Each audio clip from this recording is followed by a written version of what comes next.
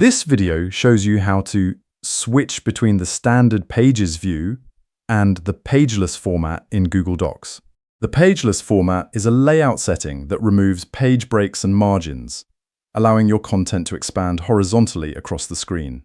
If you find this guide helpful, please leave a like to help others find it too. You will need an existing document open in your browser to follow along with these steps.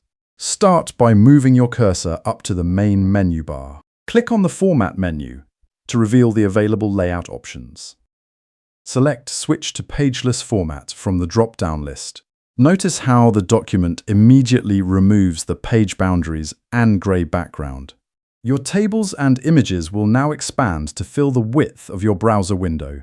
When you want to revert to the traditional view, head back to the top menu bar. Click on Format once more to see the updated menu. Choose the option labeled Switch to Pages Format to return to the standard layout.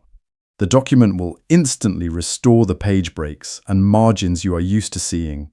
You have now successfully toggled between both document views. Using these settings helps you choose the best layout for your specific writing or editing needs. Thank you for watching, and please subscribe to the channel for more helpful tips.